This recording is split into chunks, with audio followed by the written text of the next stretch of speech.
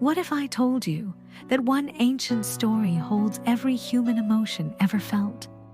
Love and hate, loyalty and betrayal, courage and fear, victory and defeat. This is not just a story. It is a spiritual guide for life itself. Welcome to the Mahabharata. The Mahabharata teaches us dharma, righteousness, and warns us against adharma, unrighteousness. It shows us that the choices we make, no matter how small, shape not only our destiny, but the destiny of generations to come. And that is why it continues to be told, not just to preserve the past, but to guide the present and light the future. Together we will walk through this divine story, step by step with devotion, so that everyone, whether you are curious, spiritual, or seeking answers, can find meaning here. The Mahabharata was composed by sage Vyasa more than 5,000 years ago.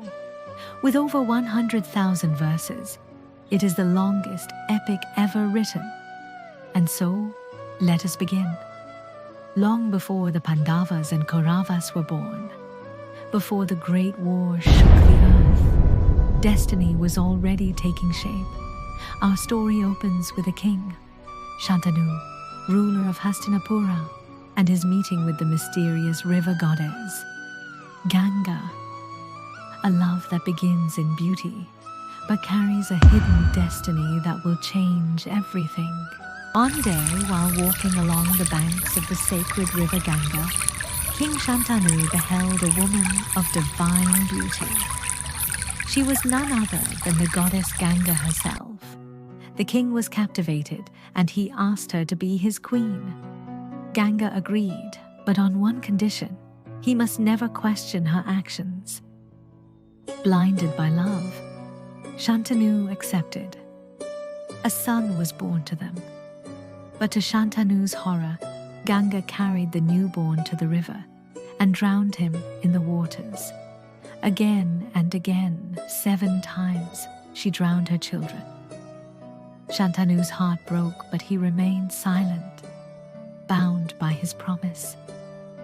When the 8th child was born, Shantanu could not bear it any longer. As Ganga prepared to drown the infant, he stopped her. "Enough!" he cried. "I cannot allow this." Ganga looked at him, calm yet stern. "You have broken your promise, O king." Then she revealed the truth. These were no ordinary children. They were the 8 Vasas, celestial beings cursed to be born on earth as mortals. Drowning them was not cruelty, but mercy. By returning them to the river, she was freeing them back to the heavens. But the 8th child was destined to live. His name was Devavrata. In time, the world would know him as Bhishma, the grand uncle of the Pandavas and Kauravas, and one of the greatest warriors who ever lived. And so begins the great journey of the Mahabharata. This was episode 1, Shantanu and Ganga. In the next episode, we will see how destiny brings another woman into Shantanu's life, Satyavati, and how her presence changes the fate of the Kuru dynasty forever. Join me in this journey, and if you wish to walk with me through the Mahabharata, don't forget to subscribe and share.